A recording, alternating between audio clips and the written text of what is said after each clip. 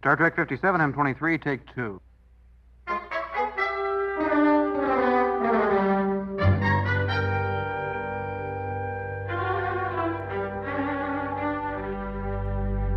It's the It's Got Star Trek podcast.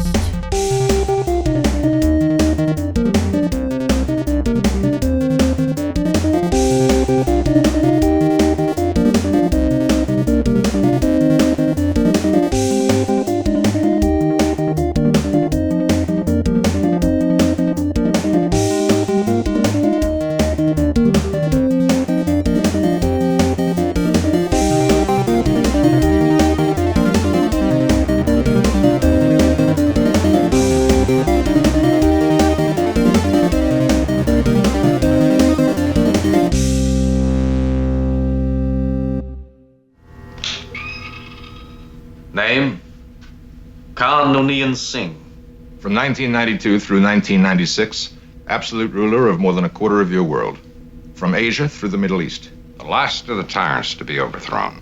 I must confess, gentlemen, I've always held a sneaking admiration for this one. He was the best of the tyrants, and the most dangerous. They were Superman in a sense. Stronger, braver, certainly more ambitious, more daring. Gentlemen, this romanticism about a ruthless dictator is... It's Spock. We humans have a streak of barbarism in us. Appalling, but there, nevertheless. There were no massacres under his rule. and as little freedom. No wars until he was attacked. Gentlemen. Mr. Spock, you misunderstand us. We can be against him and admire him all at the same time. Illogical. Totally.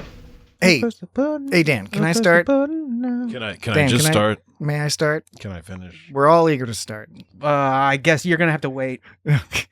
I'm gonna push the button. All right. Oh, So no. We'll say we're officially Press started. the He's button. pushing buttons. Yeah. Press The the thing is, button. Jesse and I have a lot going on tomorrow, Press so the we're just trying button to now. get this recording out of the way, and Dan's just dilly-dallying. You're just always rushing me. I got nothing to do tomorrow myself. Just to shit around the poop. I see what you Shit did. around the poop is what all I have to do is shit around the poop. Press the button. Press the button. He already I press pressed the it, button dog. now. Oh yeah, said press the button, doo doo. Press the button, doo doo. Press the button now. I said what? Yeah.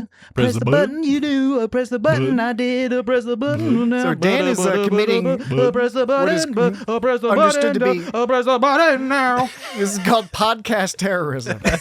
Yes. Because see, I purposely hadn't started the clock because Dan was singing his "Press the Button" song because he was anxious to get started with the podcast, and I was like, I've learned. I gotta wait until learned. he stopped singing the "Press the Button" song, and then he did, and then we And then started. he sang the whole fucking and song. then he sang the song again. I think this is less terrorism and more warfare because, like, you try to wait till I get my sillies and goopers out before you press the button. Terrorism is warfare. And then I'm like, oh, you didn't start it yet. And you're like, nope, sorry.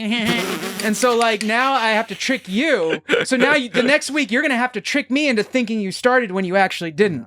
well, whatever keeps us mildly entertained Yeah. as the weeks go by. a little more than mildly entertaining. The ceaseless march towards death. Oh man, Interesting, if true. so many days left. So many bleak days. Hello, everyone, and welcome to the It's Got Star Trek podcast. What a handsome group of people. I agree. We're I so agree. handsome. We are. We're so handsome, if I do say so myself. And yes, I say so too, sir. I say we're very handsome. I Yeah. third that statement. I think if we did a video podcast, we'd get a lot more, fans. just purely based off of handsomeness, the handsomeness quotient. Yeah. I think we could sit around with no shirts on and be like, hey, Yeah. You're convincing me, Jesse. hey guys, All right. what are these guys up to? Well, that was Hey. Jesse. Jesse wants to take his shirt off. No, I'm just kidding. Dan likes to sing the what was it? The turn the button on song. Press the button. Okay, the press the button Press song. the button. Press the button now. I said I'm gonna go and press the button. Doo-doo. Press the button. Doo-doo. Press the button now. I said I'm gonna go and press the button. Press the button. Press the button now. Do you really think you can press the button? Oh, I press the button. I said you press the button now. Now, I'm experienced enough. My name's Patrick, by the way. I'm experienced enough. And I should have known that that's what was going to happen. But I didn't. It kind of happens. And for that, I every apologize. Every other week or so. Apologize to the audience. But okay. My apologies. It's got Star Trek. That's the podcast. This is It'll have Star Trek at some point. yes. This is episode 313. So many episodes. It hurts. It's like I feel a little older every number. I know, right? It's like having a birthday when you reach middle-ish age-ish, except like happens every week. Yeah. It's like, another week went by. Shit. And we've been providing weekly content. It's 1 week fewer in my life. For years. for many, many years now. So check out our back catalog. Don't go too far back. No. Just go like a few weeks back. Couple We got good more recently. Now it's great. This is, as you can super. tell, right now, as is already evidenced by what you have listened to thus far. We figured out an equation. It's all figured out. We're 100%. Interesting, if true. Okay. So yes, episode 313 and episode 313, we are discussing Star Trek, the original series, season 1 episode, classic of all classics. What episode number? What you mean? What episode is it from the season? Is this just to start a whole argument between the Memory Alpha numbering and the other numbering? It's not meant to. Okay, production order versus the Paramount order have versus to. everybody else. I believe this is episode. I went with episode 16 from season 1, episode 16. It's deep in this. It's deep in the season. Yeah. I know production order. Maybe this is 24. This is a whole season. TOS season 1. This is always an intellectual battle. Yeah. This is not episode 16 of season 1. Isn't it 16? I think it's episode. That was last week.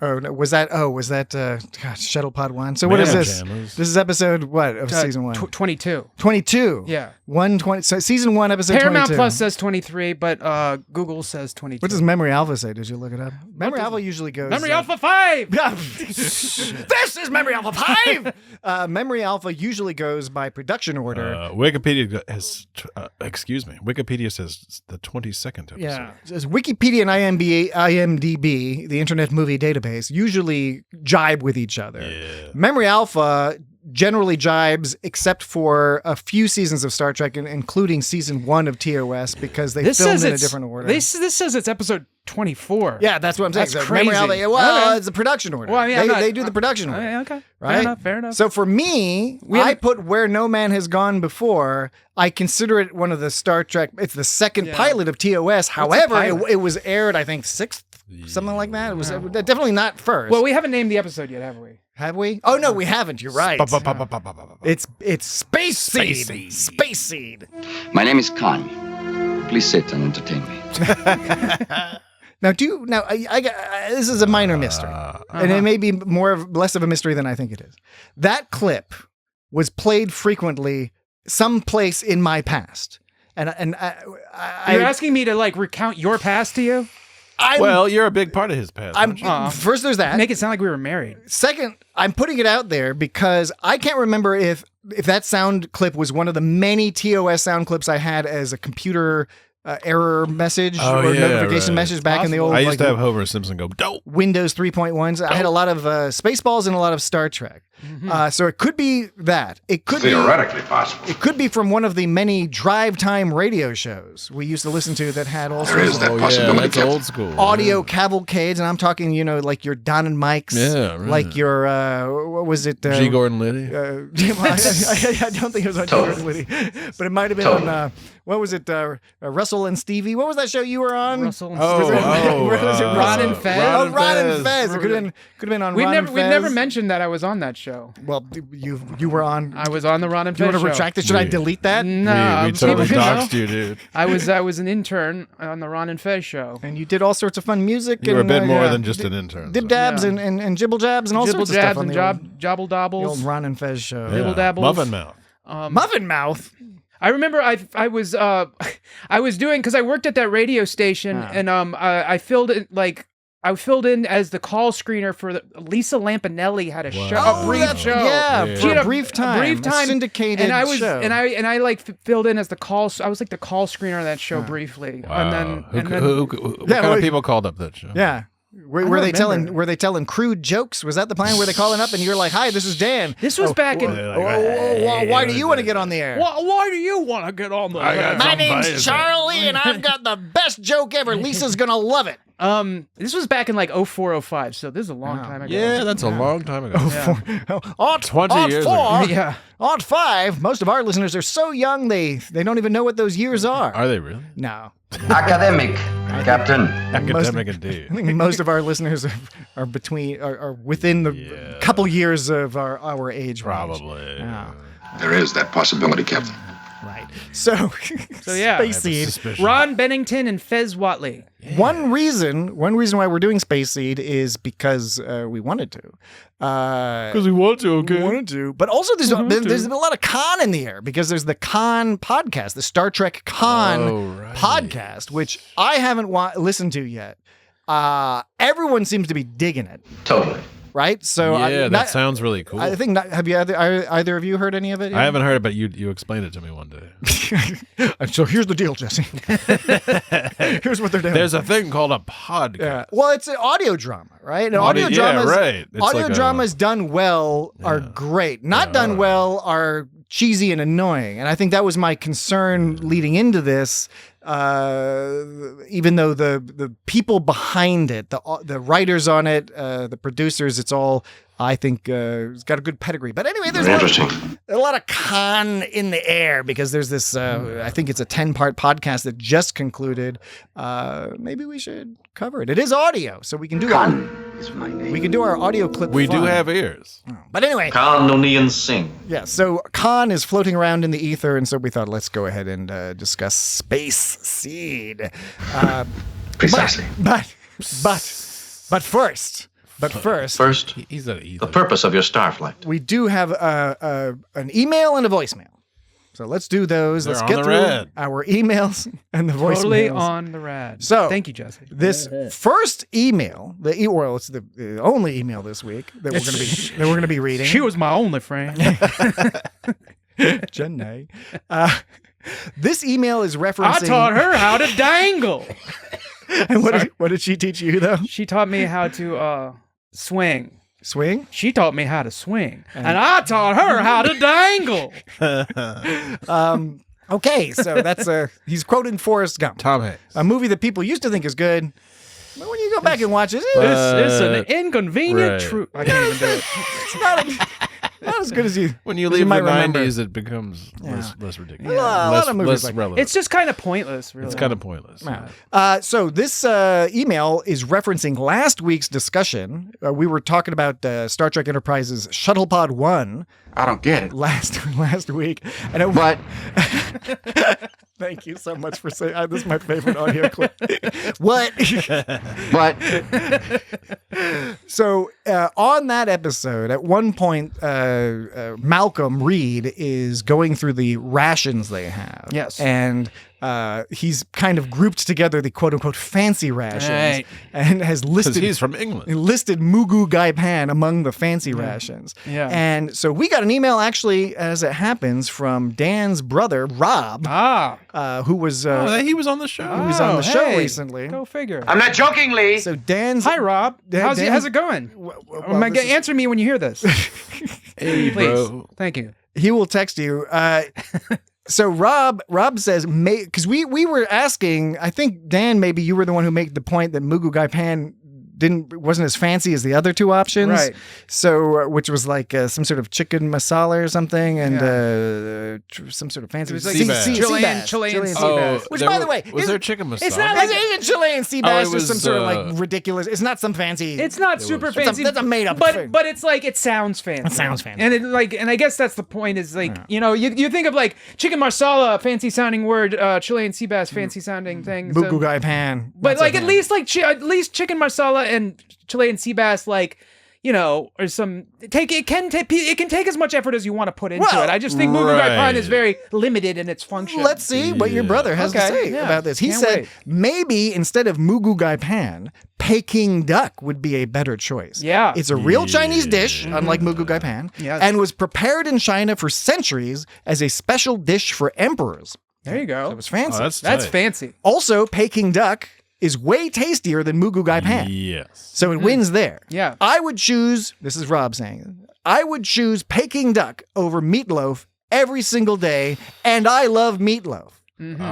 Also, Rob goes on to say, also, and this also references last week's conversation, by the way.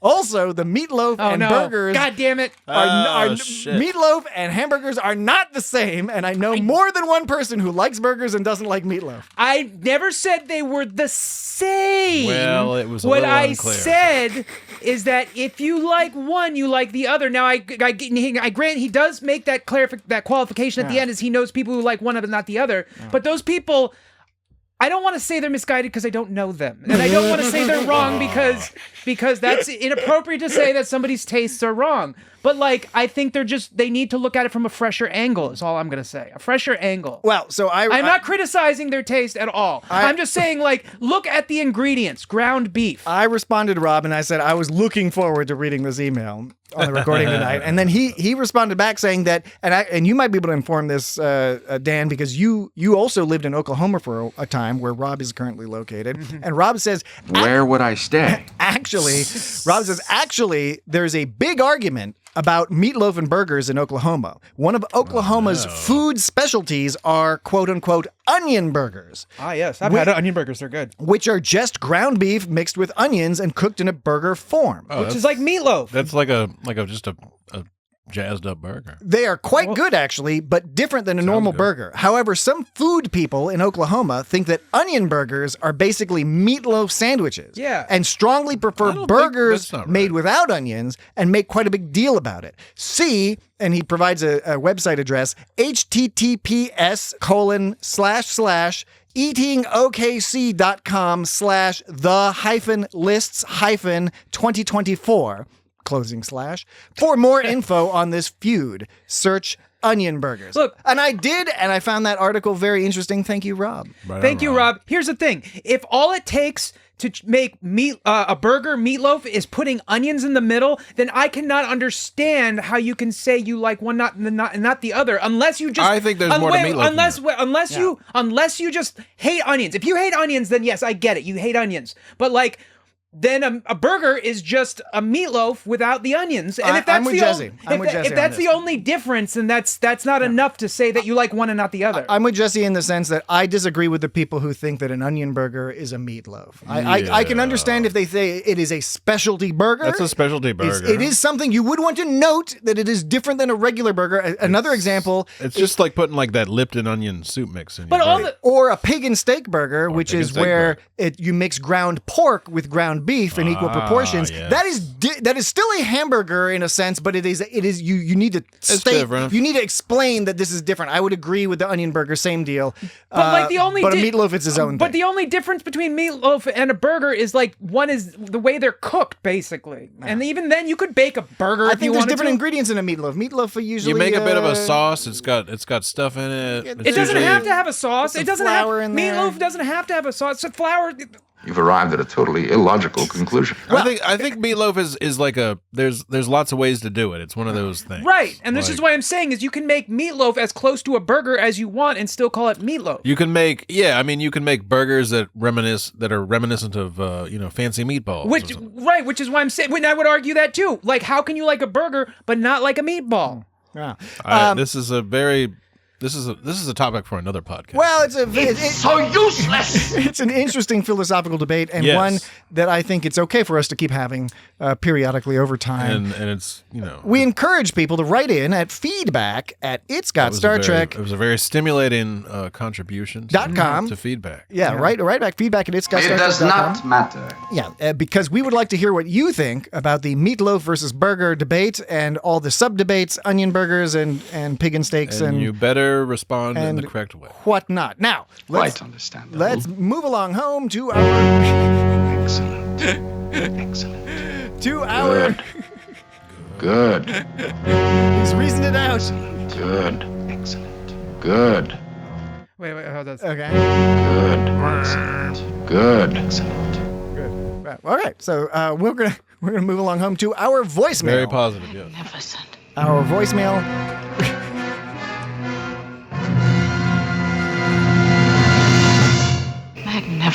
from Isaac, our voicemail from Isaac. Hell yeah. From Trek 365. Take it away, Isaac. Hello, Wingus, Thingus, and Dingus. It is Hi. Isaac from the Trek 365 podcast here with a very popular voicemail.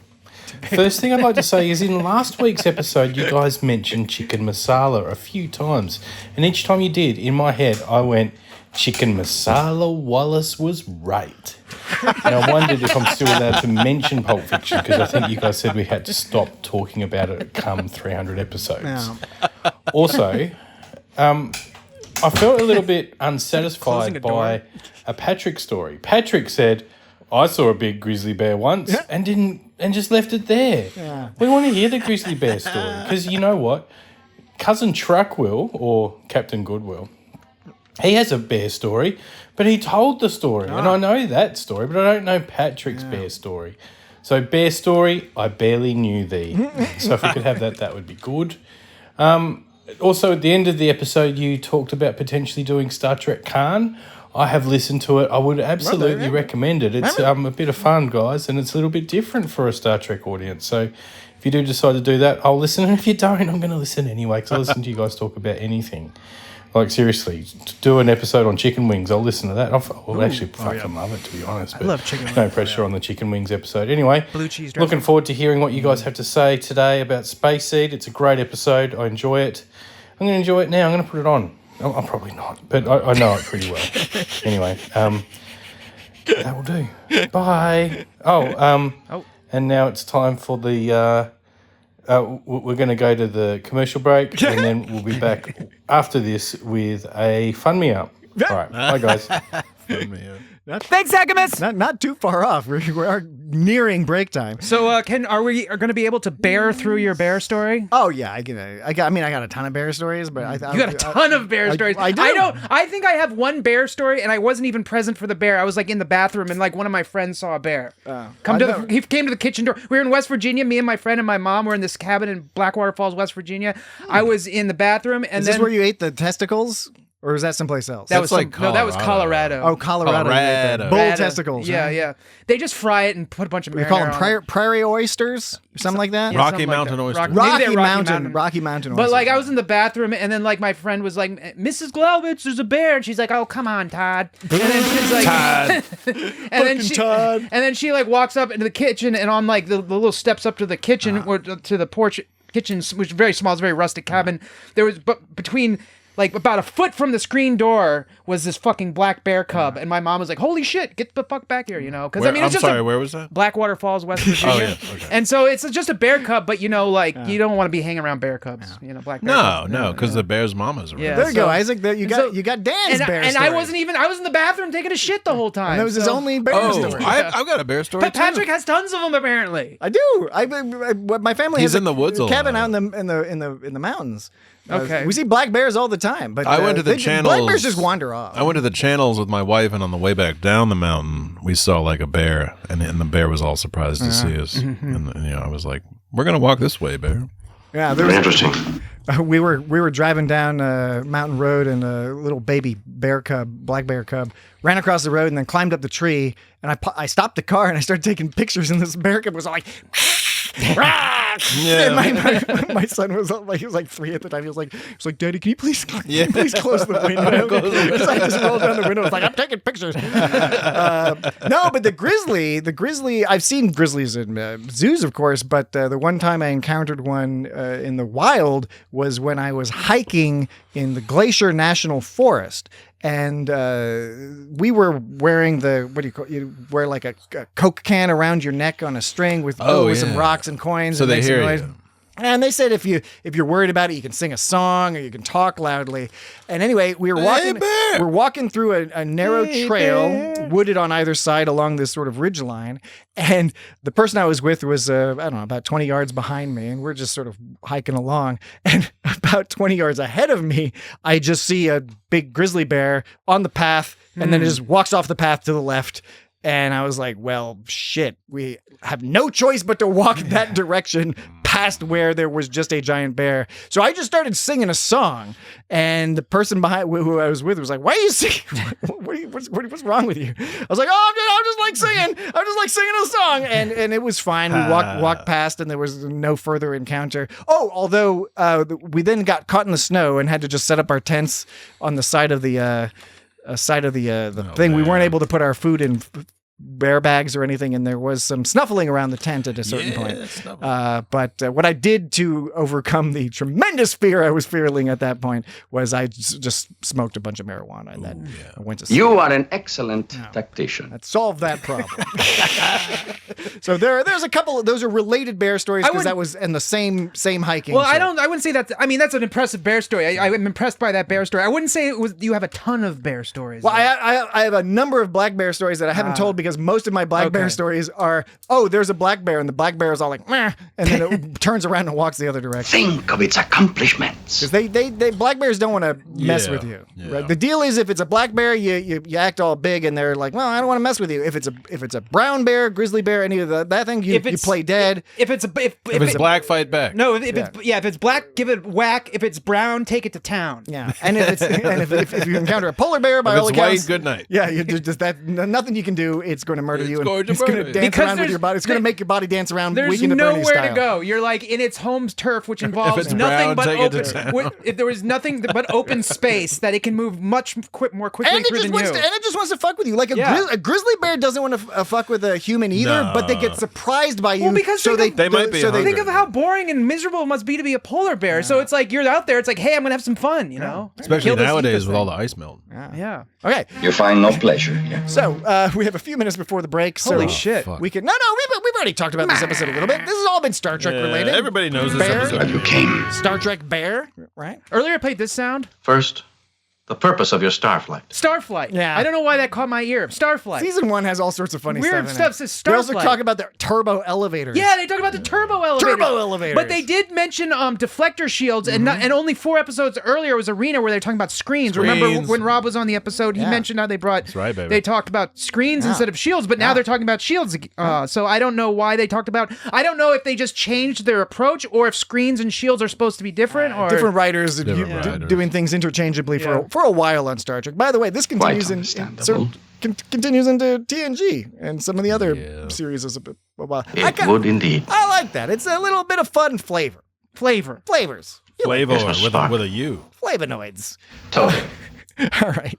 So this episode starts out with they're already tense. They're like, they've discovered something. What's going on? It's very tense. Hey, did you hear about the fire at the circus? Oh no, it was intense. Yeah, yes, I heard about that. Yeah, I heard about that. You heard about this? You heard about this? Have you ever heard about that? I won't interrupt you. What's funny is Dan looked mildly disappointed that I knew the punchline to that. I'm sure I've told it before. I mean, it's not your joke, you know. I didn't say it was my joke. I said I've probably told it before. You have probably told it before. Don't put words in my mouth. I'm not putting anything in your mouth. That's like a joke you used to tell like once a week or something. No. I need your help. So we start this episode out. They're already like, "What's going on?" Everyone's like super tense, and then when they scan the little ship. And the little baby guy. The little ship from the 1990s. It's a DY-100 class. I know, right? They scan the ship and I guess they find heartbeats or something. And Kirk is all like full alert. And then everyone starts running around like maniacs. Yeah.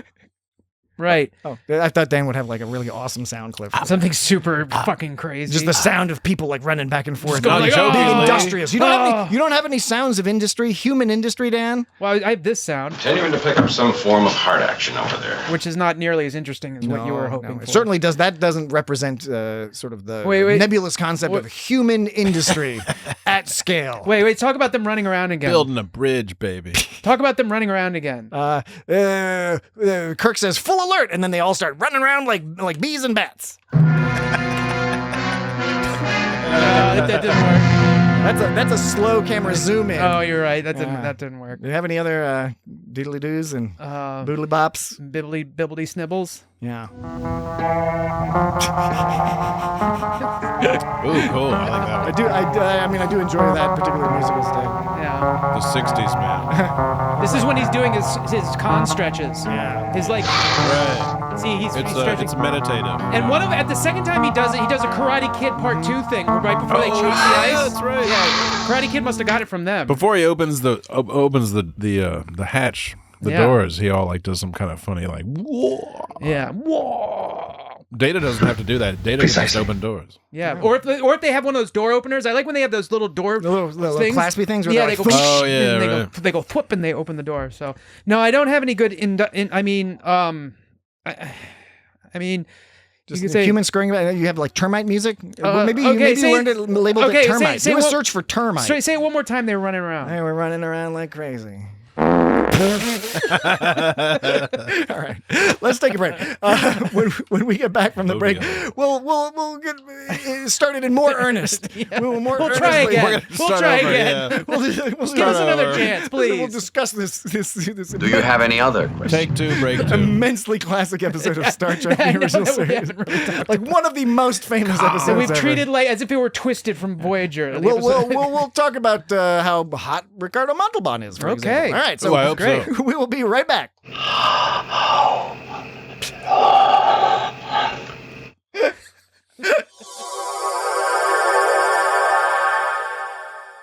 They're like, Aujourd'hui, hello. I'm like 40. We might have money for my cigarettes. I'm a little girl. I want the cigarettes. Give me the cigarettes and the baguettes. All right. Dan doesn't like my bit. Oh, it was funny. No, it wasn't. He was didn't funny. like it. He didn't like A it. little freaky, but it's funny. I'm a little. You sound like I'm a little French. I'm you sound a little like that. French girl. You sound like from Fantasy Island, like the plane. The plane. Well, he was French, But was he? Yeah, he was French, right? Hervé Villagez. I think Hervé Villagez. I think Hervé is Okay. French. Well, let's get going. Like, All right, Dan's ready to like go. the south of France or something. I think Before we start another topic. Before it goes to the next break. Erwin. What's that a quote from? You have to say it. Then I we can said go. before we started another topic. Throw Mama from the train. Okay. Erwin. Yeah. She was in Goonies. Yeah. All right. All right. I'm pushing. We're back. We're back. pushed Wait. What's going on? Push the what do I button. say? And we're back. You ready, Bo? Okay. Excellent. Kirk to boarding party. Continuing to pick up some form of heart action over there. Hard action. Hard action. action. Their hearts were going 4 beats per minute. Damn. That's low. That's some slow. Low and slow. And That's how you want to do grilled cheese. That is Largo. And they sped up to 8 beats per minute, which is fast, but not No, fast at no, all. That ain't that fast at all. But that was fast for them. For them, that was fast. That's like a Vulcan or something. Like if you're resting heart rate 60, you're doing all right, basically, right? Yeah. Yeah, I think It's supposed to be 60 per minute. I think between 60 That's a and healthy, 65 is yeah. kind of awesome for a resting heart. It would indeed. I think that's like considered pretty solid, not just like regular old solid. Very good. Yeah. I don't know, but that's beats per minute. I don't know what they use in metric. Metric time. I don't know how about them Europeans measure heartbeats. I am willing to negotiate. What they would call it metric. Yeah. That's what Patrick would have said that was a non sequitur. I would have said it was a semi sequitur. Don't be perverted with me. I'm not being perverted. It's just funny. The term semi is such a funny thing. It's so funny that in certain subsets You of said English insert. culture, You said insert. Oh my God. You said This is insert. not fucking Beavis and Butthead. But Well, it kind of is. You started it with this whole I fucking... know, but I was trying to put a little intellectual spin Yeah, I know on you there. were. You Well, fucking- intellectual spin on just how funny it is that you can say the word semi, and for a certain group of English speakers, that automatically they extrapolate that out to semi-erect, a semi-erect penis. Which is apparently an indication that somebody has slightly turned you on, I guess. I don't know.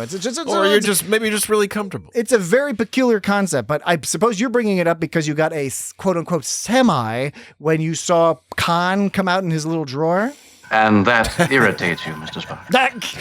By the way, Spock was super fucking irritated. He was twice irritated. So fucking irritated. There were 2 irritated moments. First, he denied it, but he was irritated. Yeah. So the first time he was irritated was when he was going to Bones. He was like, your Earthlings are stupid, and you've got eugenics, and you're stupid. And he's like, Oh, now, wait a minute. and he's like, not our attempt, Mr. Spock, a group of ambitious scientists. I'm sure you know the type, devoted to logic, completely unemotional. And then Spock was like, Doctor, I would be pleased. And then Kirk's like, all right. But if you watch Spock, you see him look forward, and he's like holding back. He's pissed. He's like, well, I never. These are not my kind of science. I never would think.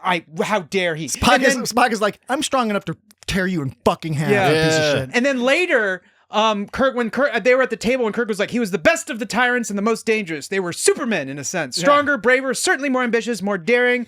And Spock's like, can't believe this shit. Spock is fucking flabbergasted. He's like, gentlemen, this romanticism about a ruthless dictator is like, No, I mean he's bringing up a good point. He's completely appalled. People get a little carried away sometimes. Yeah, and it was Kirk's response was funny. It's like, what does he say? We can admire him without agreeing with him. Is it admire the right? Which is also another point. It says we can be against him and admire him all at the same time. And Spock's like, and the way Spock says illogical, he's just like harumph. Illogical. Huh. But then Kirk, could this be the first recorded instance of somebody responding with totally? Because Kirk responded with like totally. Did you record it? Yeah, I did. He goes like totally. Like, but he didn't say it all Keanu Reeves style. Totally. The way he said it, that's kind of like how that's not your normal totally response. It's the 60s. That's more of like a dude totally. That's like dude totally. That's some media archaeology you've done there. I thought you were gonna say meaty archaeology. No, we're not going to talk about meat again. No. Well done, meat. No, so here's Spock goes illogical, and Kirk goes totally, dude. He's like totally. Yeah. This is like the first time in history on media that we've heard someone use totally in that way. Wow, we would have to do a little bit more digging to confirm that. But I think you are on something. I am. You're going in the right direction, sir. Oh, thanks, guys. Thanks for agreeing with me. Make me feel a little smarter because I've been feeling really down on myself lately. But I need you guys to make me feel better. So thanks for making me feel better. I mean, without you guys, I would just be like, I wouldn't know what to do with myself. I'd be so sad all the time. Is this one of those? Is this one of those Tinkerbell situations? Well, either choke me or cut my throat. Make up your mind. Do you need the audience to clap to make you stay in existence? Well, like a fairy, like a pixie dust. Well, fairy? I just asked, is this a Tinkerbell scenario? Oh, you just did say that, didn't you? Yeah. I missed that part. No, it's okay. I was too busy feeling sorry for myself. Thank you very much. We got to get back to talking about this episode. This is my fault. This is my digression. Okay. I take full responsibility. All right. Well, thank you. Just like Kirk did in this episode. Totally. Quicker, Dan. Totally. There we go. Because Kirk, Kirk was like, Khan, I'm gonna give you access to all this technical manuals and shit. First mistake. But he specified it's like this is available to anybody, right? So, but my question is okay, and let me finish here, but with my full thing here because I've got a couple things in mind. My question is why are they making tech manuals that allow you to take over the ship? Now, my first hypothesis, my first hypothesis is they didn't, and it's oversight by the writers, but I don't think that's true. I think what probably happened is that the people who made the tech manuals didn't take into account someone who's as smart as Khan being able to use this information to take over a ship. Like they didn't murderous dictator. They didn't realize, but I mean, it's like, okay, I don't think it's that hard to withhold information that would allow someone to use it to take over a ship. Like you don't need to be as smart as someone to know what information to withhold for them to prevent them from fucking your shit up. You know what I mean? Like how are they releasing information that Khan could use against them like that? Like I said, he's so smart that he's so smart that he took that information and went down an avenue that they didn't expect him to, which is how he was able to subvert them. But I think that's a pretty big oversight on like the fucking the writers of these tech manuals. I mean, usually in the military, like you learn some stuff, they give you manuals so you can learn some stuff, and then you're supposed to like get rid of the manual. Yeah, but you're not supposed to share it with this dude that you found that you fucking unfroze. But Kirk specifically said he was like, I'm giving him same shit that's available to any. Anybody who's like a responsible Starfleet. No, I think he said any patient. He was like any patient. He was available to any. On a Starfleet vessel, presumably would be a Starfleet person. But I took it to mean that as an example, that in the future they couldn't even conceive of somebody inconceivable. They couldn't even conceive of somebody using this very accurate information in a negative way, which of course is sort of silly. This but guy's from the 90s, though. Yeah, and we're talking about a 23rd century utopia. Yeah, inconceivable. So that's Inconceivable. Inconceivable. Anybody want a peanut? one of the things that they're playing around with in this episode, sort of thematically, right? Because that's this episode, you've touched on it, Dan, right? It's this 1990s sexy guy versus the whatever. Before we move on, though, I really wanted to.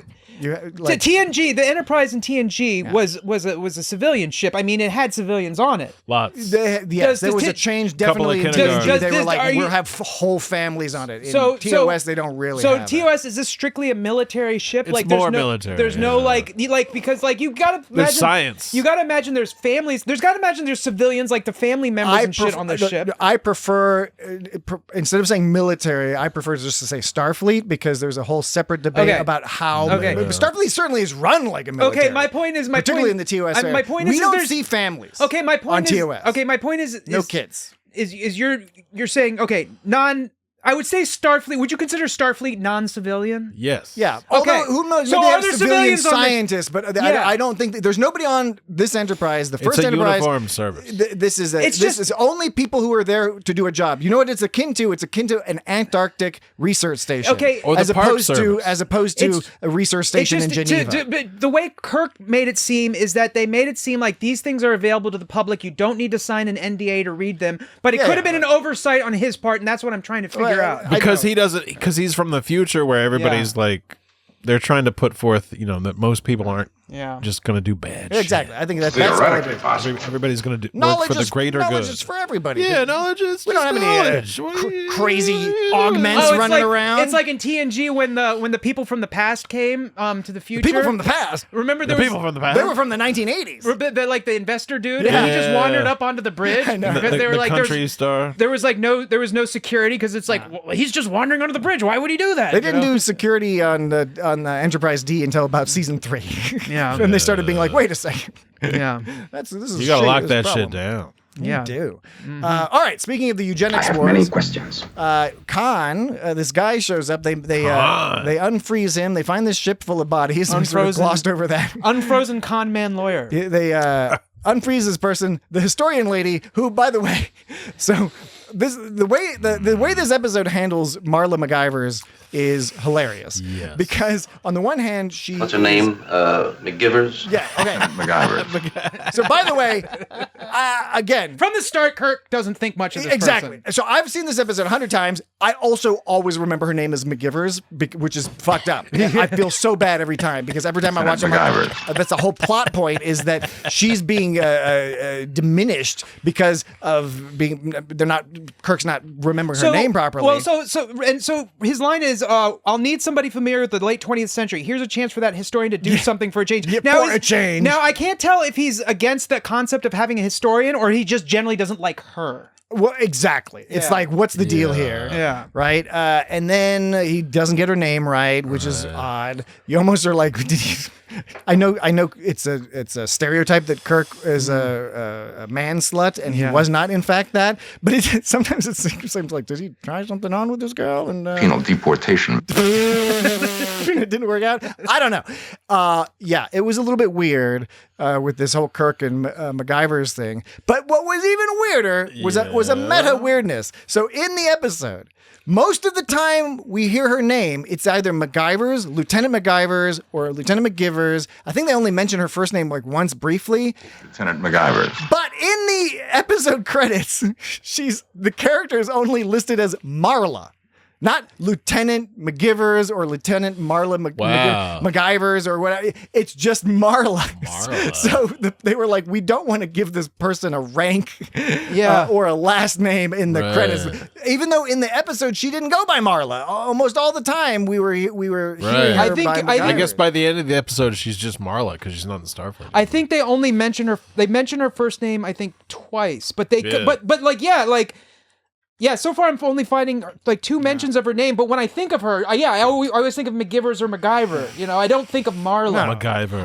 If I hadn't been reading referencing the script from Chakotea.net. Chakotea.net, where It's Got Star Trek gets all its script needs, at least for TOS through Enterprise. Enterprise, right? Enterprise, not so much after that. But I don't remember, Marla doesn't stick out. The MacGyvers is what sticks out. She doesn't look like a Marla. So I don't know why, they don't really give her a lot of credit. You know, they don't even give her a last name. Well, she's not that impressive. Well, the thing is the character is a confusing character because on the one hand, she does appear to be presented as a formidable personality, like they're sort of setting her up like that.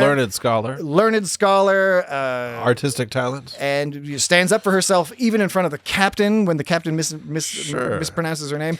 On the other hand, she's also doing this whole like classic like, oh, this dude's fucking hot, so I'm just gonna turn traitor against my whole crew. Okay. Actually, I Khan. I do have a list of like it's called She Falls in Love. Yeah.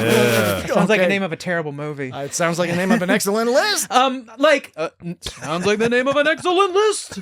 Hey boo boo. Hey boo boo. Hey boo boo. A piece of toast.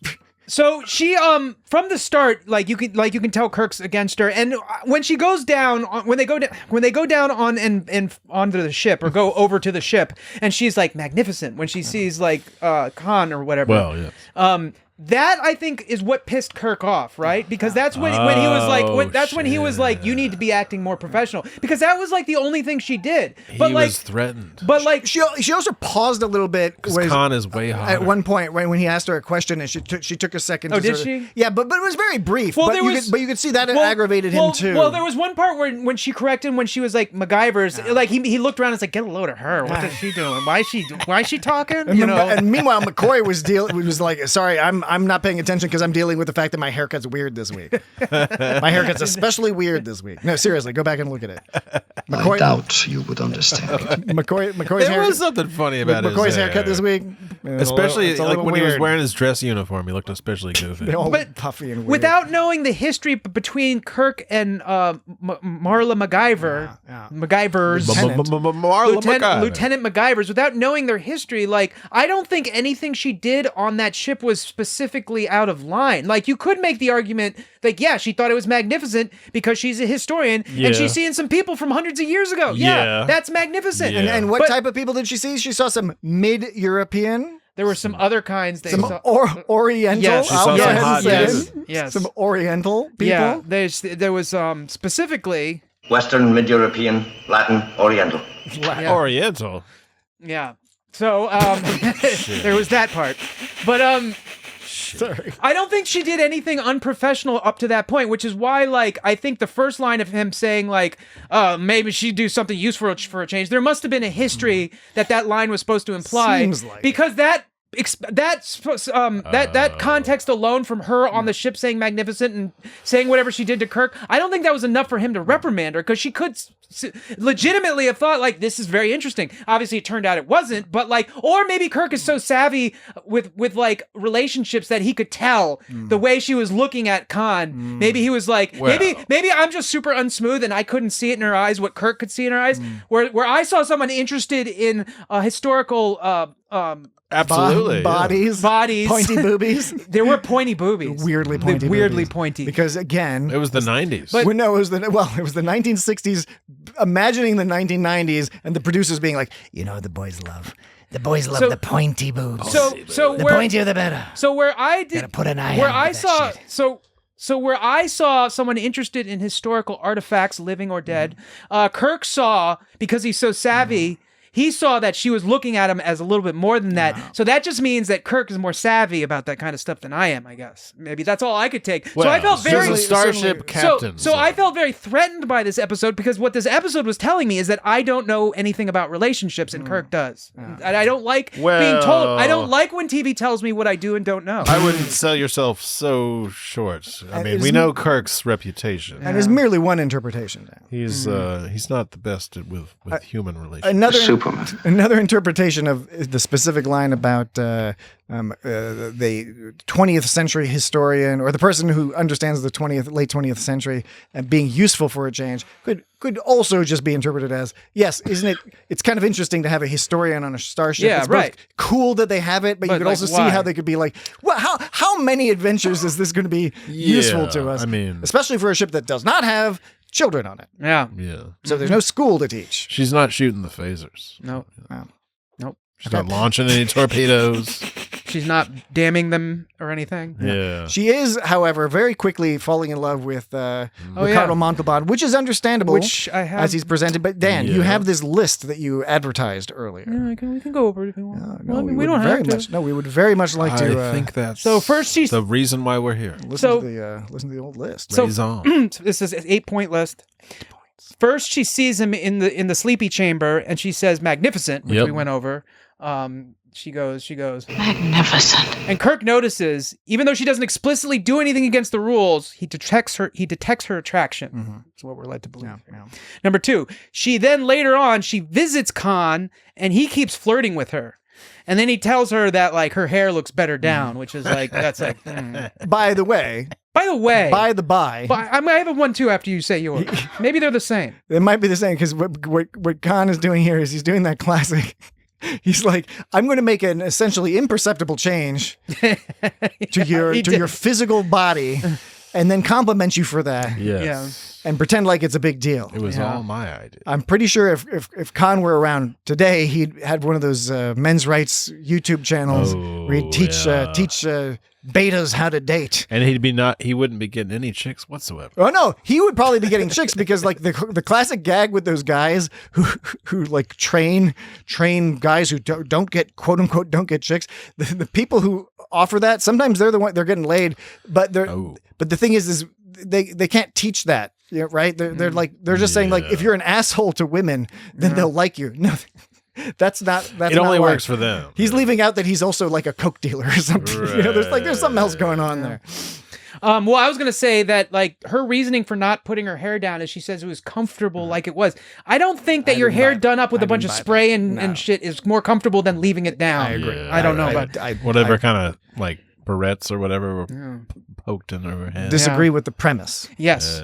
Number 3, he comes to her room on the way to dinner. She has redone her hair to his liking. He notices that she admires these male warriors, and then they make out. Now, you've described that so succinctly.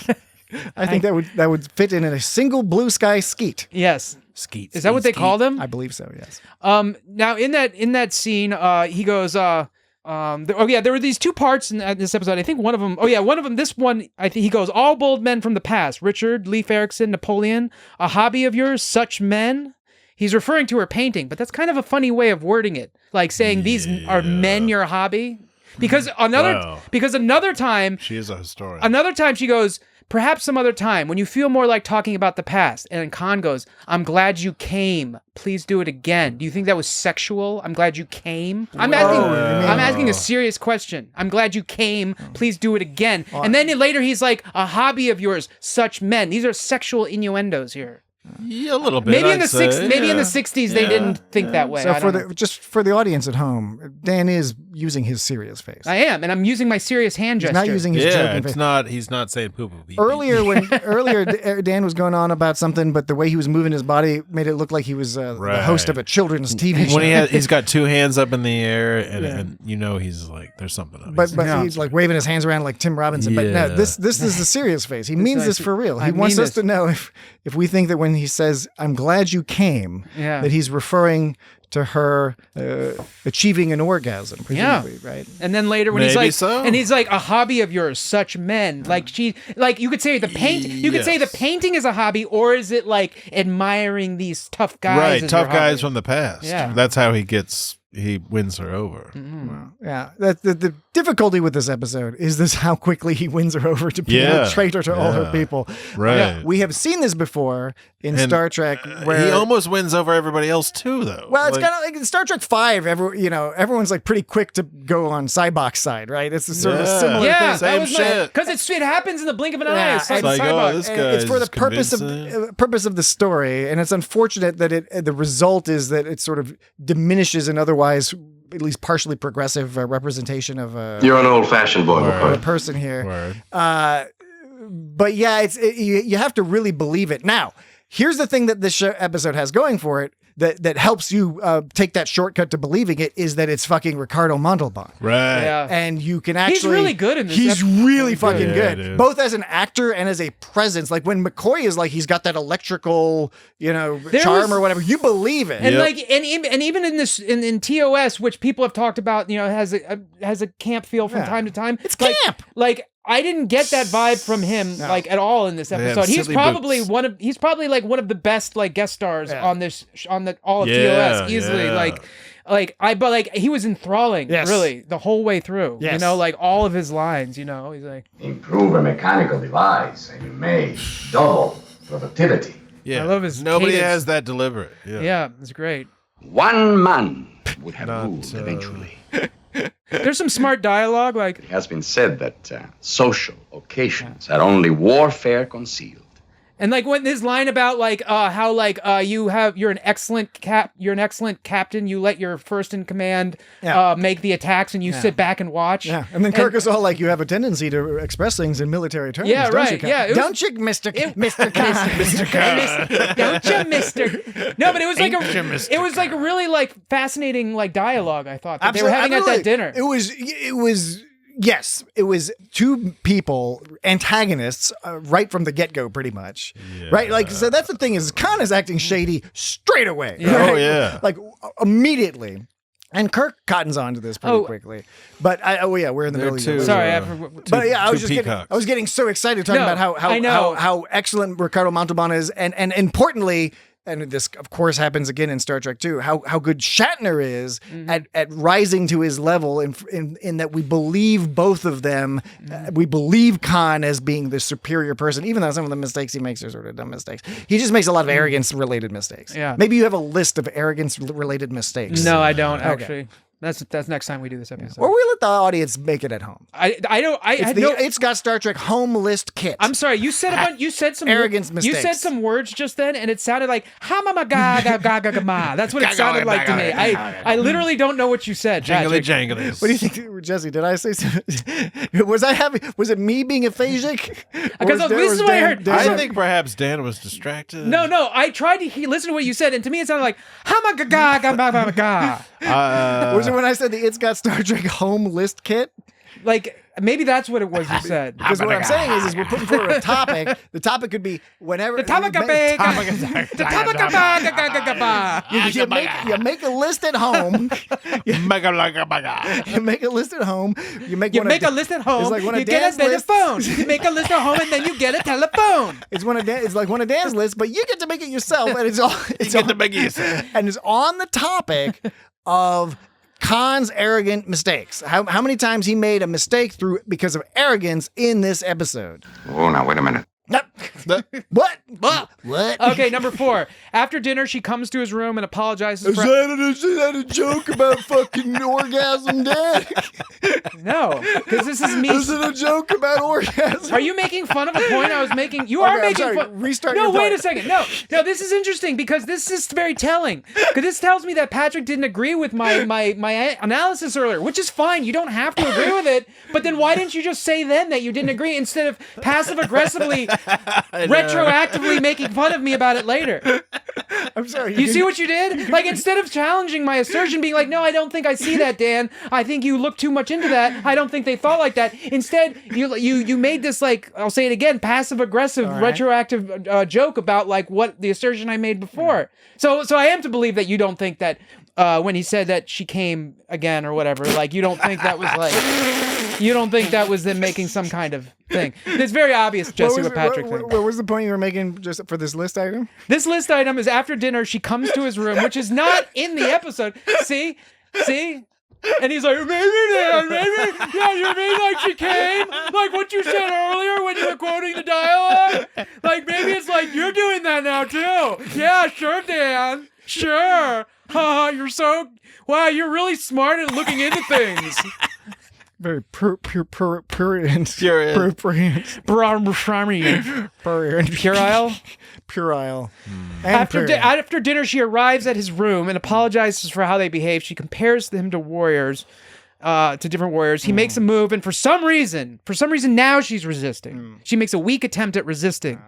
But then he starts manipulating her by acting like indignant about it, you know. He's telling her, he's like, no, go, get the fuck out of here, you know. He's being very dramatic. And then he's like, you can stay if it's your decision. That's how they get you. It's like the old thing about vampires. There's some kind of thing about vampires. There's a thing where it's like they glamour you, where you're not. It's like vampires. And I don't know how widely they apply this rule, but I've heard before that the deal with the vampires is they can't cross through your door unless you invite them. You have to invite them in, and it's kind of like it's sort of like a metaphor about like once it's their decision. It's like the whole Matrix blue pill red pill, not like that internet men's rights blue pill red pill bullshit. No, like the Matrix blue pill red pill, where it's the real shit, yeah.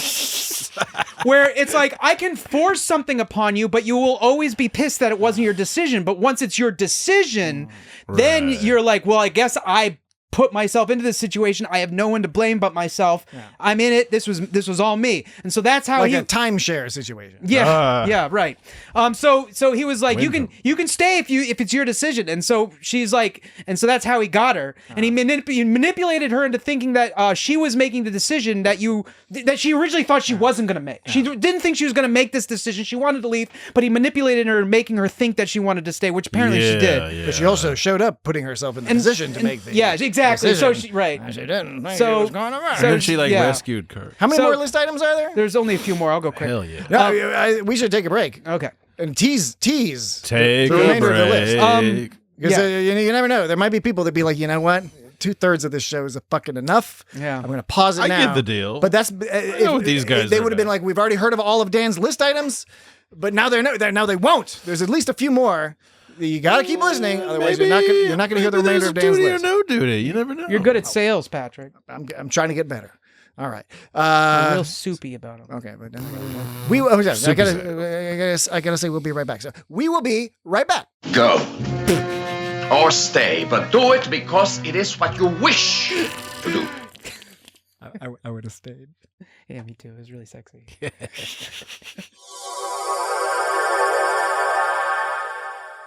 And we're back. This grows tiresome. You must now ask to stay. Ask to stay indeed. Yeah, that guy lays it down. Well, it was so transparent. These are the rules. But sometimes, here's the thing. Yeah. Here's the thing. His behavior is horrible, right? This is pretty bad. Certainly from the perspective of somebody who is he's manipulating somebody. He's for various selfish reasons. Okay. Although by the end of the episode, I am such a man. I guess he is ultimately into MacGyvers, right? But on the other hand, there's also it's almost like a performative manipulation. Yeah. That she's smart enough to see through. He knows that she sees through it. I'm not justifying it, but I just think it's interesting to view it from that sort of choreographed bit of dramatic back and forth that was interesting. I don't know exactly what to make of it from a thematic perspective, but I did enjoy it, particularly how it was performed. You're an old-fashioned boy, McCoy. With a weird haircut. Seriously, folks, check it out. I'll have to watch again because I didn't notice his haircut. It was a little odd. His haircut's a little weird. I doubt you would understand. So, right. So to continue this, on the point list. 4, list. So she's surrendered so much that he can tell her that he will take over the ship and she'll go along with it. Basically, at this point, even if he lets her go and not join. Which was an interesting power move. There. Yeah, I say like he says you can go. Yeah. Exactly. He's not like I'm going to kill you because I told you my secret. And that's why it's so effective because it like what I was saying before. Like if a vampire, you have to invite him in. Yeah. Like it has to be her decision, and now that it's her decision, she's more likely to do crazy shit that he asks. And it's a fascinating expression of his confidence in his power. And if we had more time for the episode, maybe he could have been like, no, go. It has to be your decision, and she could have been like, well, fuck you. And then all he would have done is simply like come at her later, basically, and with a similar tactic until she finally agreed to. The point was he was going to keep pressuring her until she agreed to go along with him, until she thought it was her decision, and then he would have whipped out the ship thing. So if he had lost that round, if the episode could have been longer, he could have lost that round, and then they could have come back to it later. You see what I'm saying? Like, it's like the point is that even if he lost and she did leave, he would have still had opportunity to bring her to his side, I think. He's interesting in how he uses communication to position himself relative to others, because in the scene where they do the dinner conversation, which we already discussed, he gets up at the end and he wants to retreat. He's admitting that he's having to retreat from the situation because it is not quite what he thought it would be. He's a little off his game. He needs to rest. And when he asks permission... No, I'm good, but not that good. He asks Kirk permission to leave the table. Now, it's presented in the one way of him just being a classy person who understands the rules of etiquette. But in another way, it's Khan saying, okay, you won this fucking round. I'm positioned beneath you temporarily. I'm going to ask you permission, because earlier in the episode, Khan was just like, you will wake up my people. He was an order. Yeah. And it was not even like he's like, I'm the guy order. that gives orders. It was just like, it's my wish, so it should happen. I'm Khan, and I'm saying. But now, in the dinner scene, he's got to ask Kirk permission to leave, even though he knows, of course, Kirk would have no problem with him walking off. But with Marla MacGyver's, and this other scene, again, reverses things. So he demonstrates to her, saying, like, I couldn't care less that you know my quote-unquote secret. I'm powerful. I'm so powerful that it doesn't matter. Speaking of him being assertive and outright aggressive at the beginning, like, first of all, like, McCoy had, like, I'm guessing that was, like, on display were, like, ancient surgical tools. Like, they don't use scalpels and stuff in the TOS, do they? It was just art. It was just art, yeah. And he took... It was right next to the, they had a display of ancient hair-cutting scissors. Ah, right. Yeah. Yep. Ancient haircutting. Ancient haircutting. He got a weird haircut. I haven't had a haircut. That's why he had a weird haircut. In like a decade. He used the ancient scissors. What, Jesse, you said you haven't had a haircut in a decade? Yeah. Well, I mean, you've got long hair. Y'all know. I have long hair. Interesting. Y'all know me. You know what I do for a living. But I was saying, so Khan... I don't get haircuts. Khan stole that surgical tool, that scalpel, and, like, put up to McCoy. And McCoy was a straight badass, like, in that scene. McCoy is often a badass. But, like, he likes plantations more than I'd like. But he's a pretty badass dude. The knife but he has nice hands. But he had the knife up to his neck, and he's like... It would be most effective if you would cut the carotid artery. Like... Just under the left ear. That was, like, the last thing he said. The first thing he started off with... Well, either choke me or cut my throat. Make up your mind.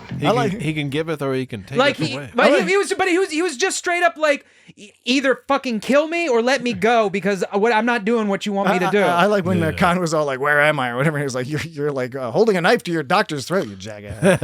Exactly. That was cool. Yeah, no, that was for real, super cool. Although you could argue one interpretation of McCoy being so quote unquote badass is that he wants to die. He wants to die. He wants to commit suicide because of his bad weird haircut. He's like, I've been living with this for the last 3 days. The makeup crew. It's not going to grow out for a long time. So okay, it's going to grow out all weird. Back at the ranch.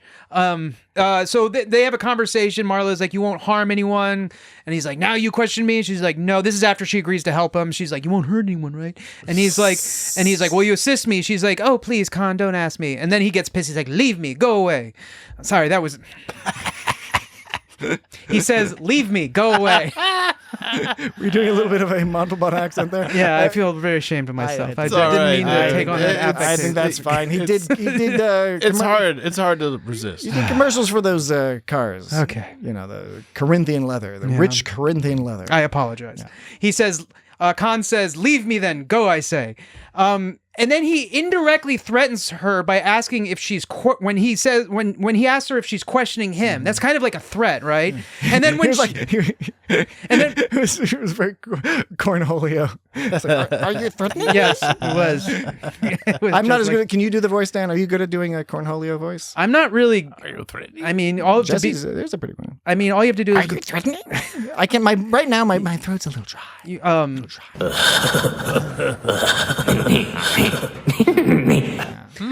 Are you? I can't. I mean, everyone can do a Beavis of sorts. Of sorts. I think I used to talk like that in general back in high school. I just sort of sounded like I'm not going to do it. All right. But when she's resistant, he physically throws her to the ground. Yeah. And on top of that, he once again tells her to go, which we've discovered, like, that's apparently her kryptonite is tell her to go and she'll stay. But, like, he fucking abuses her. He throws her to the ground, right? Oh, yeah. It's shameful. And so she's going along with this. Now, 5, Marla's now become complicit in the takeover of the ship. And she puts a phaser up to the transporter chief. Very unstarfed. She puts a fucking phaser up. And she holds it all funny. Did you see how she was holding that phaser? Like she never fucking held a phaser before? I see this hill. I'm sorry. No, this is the hill you're going to die on. I respect like that. remembered that all of a sudden, like, just get all animated. Like she was just holding it, like, you know, it's almost like in the movie where yeah, that movie where the stuff happens. Uhura is like holding a phaser. This is like Star Trek 3. Star Trek. Yeah, the Search for Spock when she's holding up the phaser. She with that young guy. The guy in the transporter bay. That monstrously weird looking guy. Yeah.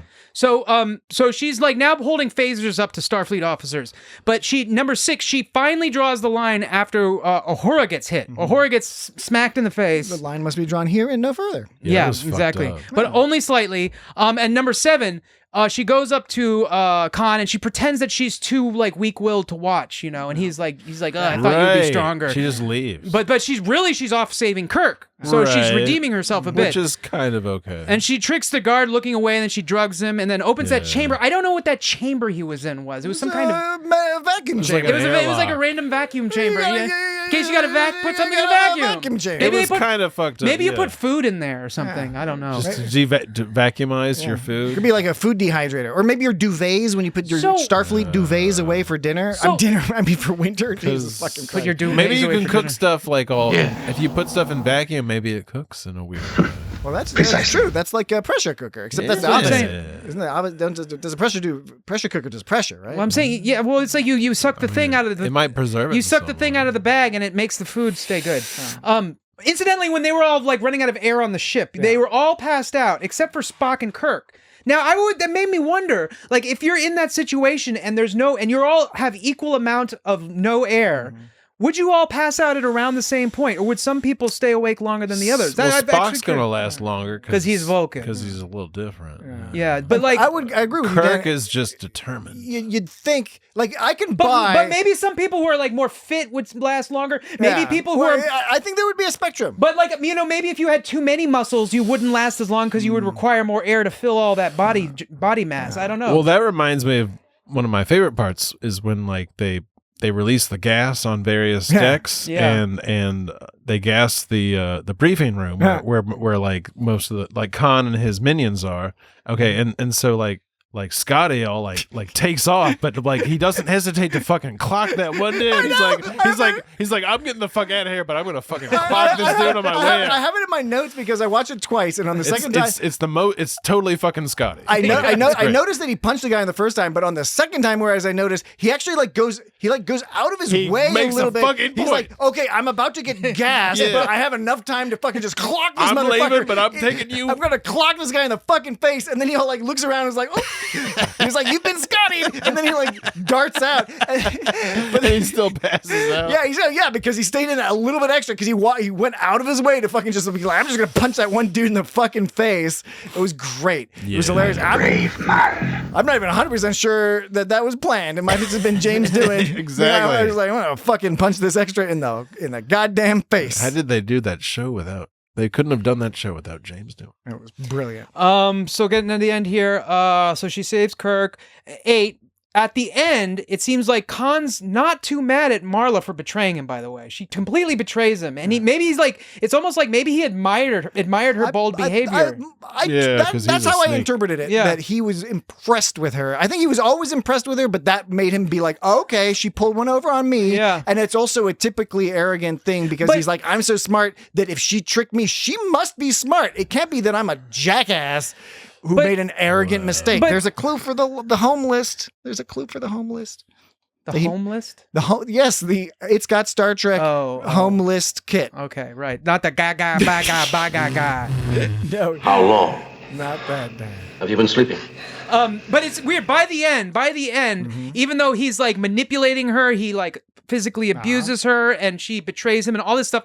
It seems like they end up with a normal, healthy relationship almost. At least on the surface. I'm not saying it is a normal, healthy relationship, but at the end, she's all like, yeah, this is my man. And he's like, yeah, this is my woman. You know, like they're all like, yes, this is. She's going to do some farmsteading. She's like, set up a tiny house. Superior woman. He's like, yeah, like it seems like they have a good thing going by the end, even though there's all this fucked up shit that like led up to it, like which makes you wonder if it was really healthy. But at the same time, like that's how it's presented in the show, is that they're made for each other somehow. The subtext is that because she's a historian and because he's from the 1990s, they have a shared love of the X-Files and other similar shows like Millennium. And Sliders. They're all like, that was a rad show, wasn't it? So they can talk about it. 'Cause nobody else wants to talk about the X-Files in the 23rd century.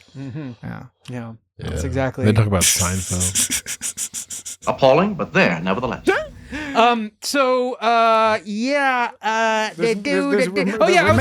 a remaining list item? That was it. Oh, that was the end of the list. That was an 8-point list. That was an 8-point list drawn out. Botany Bay. Yes. And or as Chekhov says in Star Trek 2, Botanipe? Botanipe? Really? Botanipe. Chekhov was not in this episode. So how does that compare, like, to the? I can't remember. It's been a while since Botany Bay. It's been a while since I've seen Star Trek: Wrath of Khan. So I can't I can't remember. Yeah. do we see the planet in Wrath of Khan? Yeah. They go to that planet and it has the Botany. But Chekhov says Botany Bay because he's reading the belt. There's a strap or something. I'm just wondering if they're as similar as they said they were. They were like, Botany Bay is just like this planet. Yeah. We see the planet, but only after the planet is fucked up. Because so we don't know. It's a metaphor. Because they left them on SETI Alpha 5. Right. But then SETI Alpha... But this is SETI Alpha. A short while after they arrived, SETI Alpha 6 exploded, shifting the orbit. I mean, it may be a metaphor, but if it was like the planet they ended up on Star Trek 3, like, I would hope, like, that's not a good metaphor, right? Because obviously we're talking about Star Trek 2, but I'm saying, like, if it's different enough, it's not a good metaphor. I'm just saying if they were somewhat similar in kind of... In the context of this episode, that's all we know. What we might learn more in Star Trek Khan. What's Botany Bay like? I want to know. Well, check it out, because... What's like in Australia? Yeah, I know. Yeah. Well, and as we know, Starfleet likes to Okay, I'm bringing this up because Eastern Australia. The way this episode concludes, I love that they do the full court hearing, formal wear, formal outfits. They ring the bell the 3 times. They take a very long time to ring the bell fucking 3 times. All of that stuff. And then Kirk, because he decides that Kirk is like, I'm going to be one of those, I'm one of those wacky judges that comes up with creative sentences. Like, you got to wear a sandwich sign that says something goofy. Like, Kirk is like, you know what? I don't have a lot of faith in that. That was fucking... from the Die Hard with Sam Jackson. He had to do that. Oh, no. Yeah, but actual there are judges who have done this, who've become famous because like, I'm not going to sentence you to jail. I'm going to make you dance in the moonlight with an old lady, so you can learn what old ladies are like. Superman. Young Superman. Young Superman. These young Supermen. They were Superman and Superman. But Kirk comes up with this whole plan where he's like, Superman. This dude's not all bad. He just wants to take over the planet. He just wants to take over a planet, so I'll give him a planet, and he can go hang out there, and they can go have some fun. Yeah, that was a bad call, Kirk. Well, I mean, I guess Spock kind of foreshadowed that. He's like, I wonder what this is. It does, as we know, turn out to be a bad call. We learn more details, presumably, in Star Trek Khan, the podcast, and of course, we know the conclusion of this tale from Star Trek 2. So that's kind of interesting watching this from, the perspective of knowing at least some of the rest of the story. That was the name of a penal colony on the shores of Australia. Penal deportation vessel. Penal deportation. Spot's all like, penal deportation. Guys, like, what's up with penal. Sorry, what was that, Jesse? Well, when they're all like, they're talking about like how, Khan's like this guy and he's this guy and he's like, he's a hero and blah, blah, blah. And Spock's all like appalled. And they're like, yeah, we're just kind of goofing. But then they totally like, we're just some assholes. Hey, we're Khan, white assholes. like, we're not going to turn you in. You get to live on this planet. Because, give them a whole planet. The implication you can is... have this whole fucking planet. The implication is that Kirk does not have faith. He's dismissive when he refers to the rehab. What did he say, like a rehabilitation something or other? I presume he was talking about the New Zealand, right. The New Zealand penal colony. It was. This was a penal deportation vessel. No. That was the name of a penal colony on the shores of Australia, wasn't it? That's Botany Bay. Yeah, that's the Botany Bay. But That was the name of a penal colony on the shores of Australia, wasn't it? Penal. Yeah, penal. But in in the court hearing at the end of the episode, Botany Bay. he states outright, he says, like, what a waste it would be to put these people in a rehabilitation something room. Yeah, he does. Indicating that he does not have faith in the Starfleet or Federation form of punishment/rehabilitation. It's framed as rehabilitation. So he thinks his idea is better. So that's Kirk making the error of arrogance. Yeah. Right? Right. In his own way, because it is going to come and bite him in the old, it absolutely does. behind. That's what's on. so frustrating about this episode. Because both Marlon MacGyvers and Khan committed violence, attempted murder, physically beat people. We didn't mention that Uhura got smacked down. Oh my goodness! And of course, because Uhura's awesome, was like, "Fuck you! I'm still not going to fucking do what you tell me to do." Which was a great scene, by the way. How no one on the crew. I almost wish they had pushed it a little further because it was really fun seeing everyone on the crew silently agreeing, like, "We're not fucking helping your dumbass." Yeah, okay, you're going to kill us in a row, and we're all going to be fucking dying. Which is, we're all going to be fucking dying. We're all going to be fucking dying. I have 5 times your strength. And Spock was like, I don't give a fuck. He was like, I don't give a fuck. Another line that Spock gave actually at that dinner scene that I forgot to mention was another clever line was like, Spock was like, there was a war to end tyranny. Many considered that a noble effort. And then Khan's like, tyranny, sir, or an attempt to unify humanity. And when Spock was like, unify like a team of animals under one whip. I thought that was very clever. Yeah. That's a very clear and concise way of putting like the difference in what you're saying. It's like, yes, you could call that unity, but that's a perversion of what unity really means. Spock did not let up in this philosophical discussion. I really enjoyed that. The one philosophical point that I did not agree with is when he says, because the scientists overlooked one fact, superior ability breeds superior ambition. Kirk was on the right track saying, interesting if that's true, but like that's hardly a fact. I don't think it's true at all. How can Spock claim that to be a fact? If anything, ignorance probably breeds ambition because one doesn't realize that the odds are generally stacked against them regardless of talent. This is a typically Vulcan crazy thing to say. Yeah, right.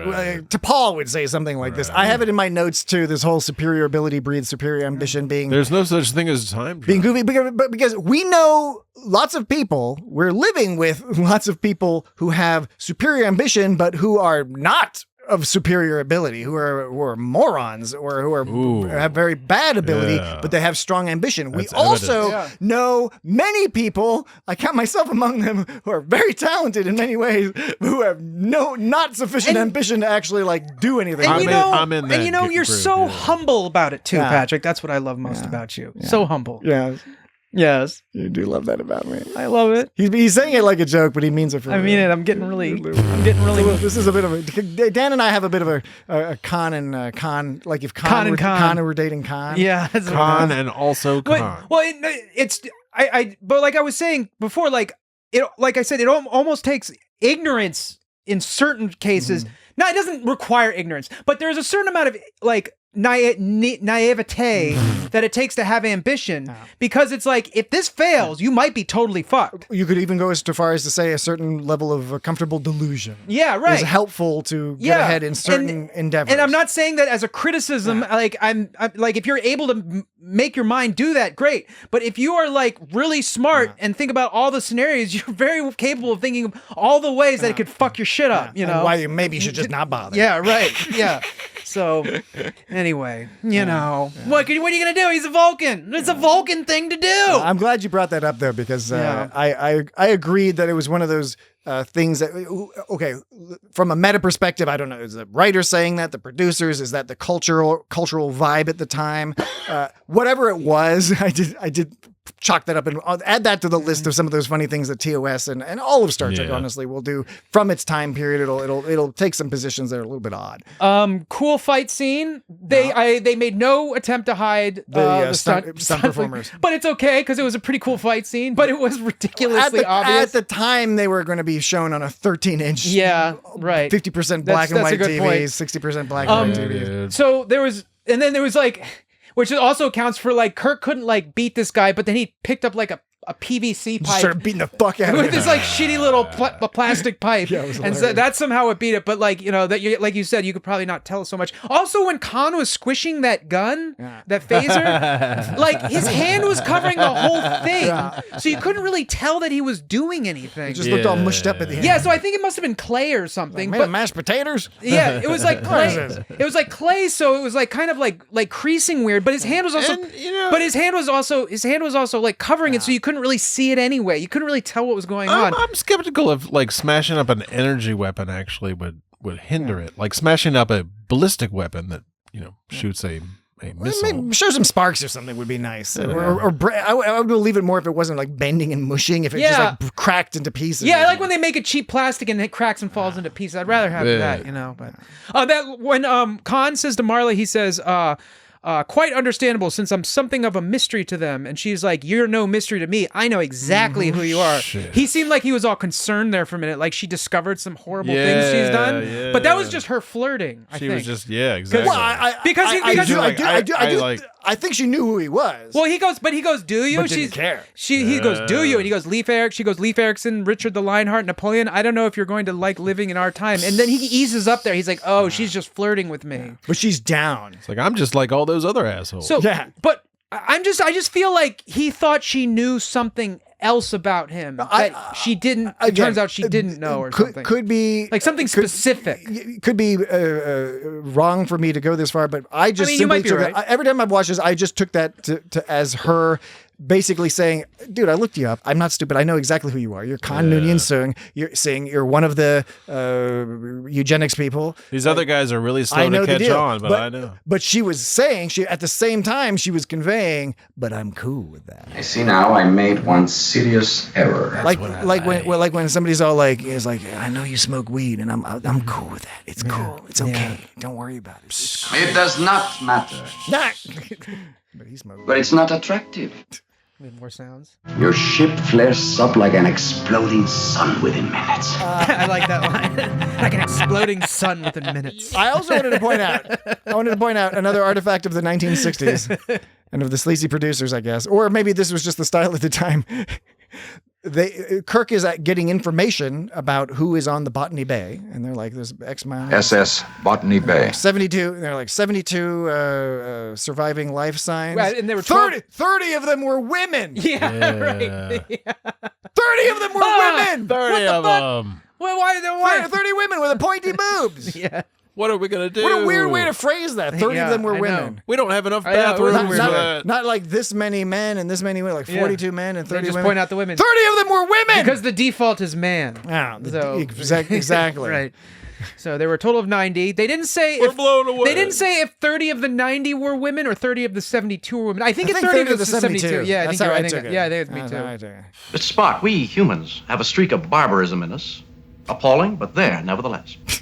I love his delivery. It was so It is brilliant. better to rule in hell than serve in heaven.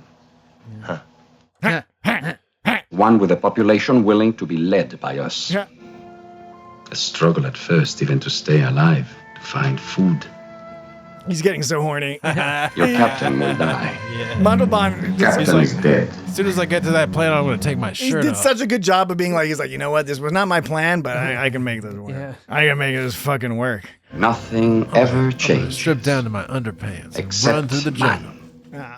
Interesting. Well, okay. You find no pleasure here. That was a fun discussion. You know, This grows tiresome. we didn't discuss what we were going to talk about next week. I honestly, look, we can. Wait, we didn't talk about what we were going to talk about? What we're going to talk about. I was going to suggest, I don't know if you guys are into it. I was going to suggest maybe we cover the first episode of the Star Trek Con podcast. It's got audio. We can get audio clips. I'm kind of into listening to it, but up to you. I'm not going to force you. If you guys want to figure it out later and then we can put it on the social media, that's fine. If you want to do another show, but I was kind of enjoying this con business, and might be just. I'm not going to suggest we're going to do the whole 10 episodes, but maybe we do the first episode. Acknowledge. If you guys would be into that. How about you, Dan? You into that? Acknowledge. All right. You do realize, by definition, acknowledge does not provide me with enough information to know whether or not you are okay with discussing Star Trek Con's first episode next week. I understand. Okay. Yes. Yes. Yeah. Yes? Yes. What? Yeah, sure, that's fine. All right, cool. Are you cool with that, Jesse? I think I am. Awesome. All right, so that'll be fun for us. That'll be so fun. We'll do a podcast. It'll be the funnest fucking shit. A podcast about a fucking podcast. shit. It'll be the funnest fucking shit we've ever done in this fucking world. Fuck yeah. Shit. Shit, Mom. Shit. All right, that is, folks, by the way, that is why we put the little E for explicit. But if you will excuse me, gentlemen. Balls. Ladies, I grow fatigued again. I find myself growing fatigued. Yeah, I get it, Dan. Dan, you are fatigued. We're all fatigued. That guy's working too hard, man. But, so next week we'll talk about Star Trek Khan, the podcast episode. You're an old-fashioned boy, McCoy. Episode 1. And in the meantime, you can listen to a bunch more of this nonsense. In the meantime, we've done. This is now 313. In the meantime, main episodes. That doesn't even count the many bonus episodes. Is it many possible? They're still alive. Yeah, so there's a lot of bonus episodes out there, free for all. There is also our Patreon, patreon.com/It's Got Star Trek. Are you certain of your sensor reading? Where you can get all sorts of stuff, extra fun stuff. And www.itsgotstartrek.com is the website. I'm not capable of that emotion. Where you can find all sorts of stuff. Do anything you ask. One of the best things about the website, by the way, is that you can sort by series or topic. Yeah. So if you just want to listen to our TOS episodes or Deep Space Nine or Voyager, whatever, you can click on that on the menu, and it'll only show those episodes of this podcast where we discuss Lower Decks. That show. An emotional Earth weakness of mine. We've discussed all of Lower Decks. So much for my theory. Most of Discovery. I'm still waiting to hear yours. A lot of stuff on the website. Social media @It's Got Star Trek. Follow us there. That'd be great. And Let's do it again. YouTube, Facebook, YouTube. Subscribe to us on YouTube because that would be awesome. You don't have to listen to us on YouTube, although a lot of people do. But if you would, Each of you in turn will go in there.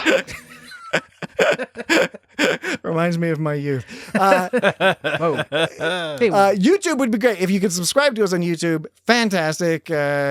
Clickety click. Will you assist me? That helps us out a lot. So, and if you write a review for us anywhere, Dan will write a haiku. We forget to mention that. Oh, yeah, we haven't mentioned that in a while. So write a review. Dan will write a haiku. Or the hell with you. Yeah, exactly. Okay, so that'll be it until next week. Thank you so much. Goodbye. Leave me then. Go, I say. That'll be all. This hearing is closed. Botany Bay. That was the name of a penal colony on the shores of Australia, wasn't it? If they took that name for their vessel...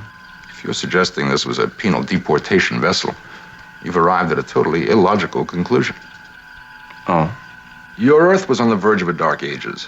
Whole populations were being bombed out of existence. A group of criminals could have been dealt with far more efficiently than wasting one of their most advanced spaceships. Yes.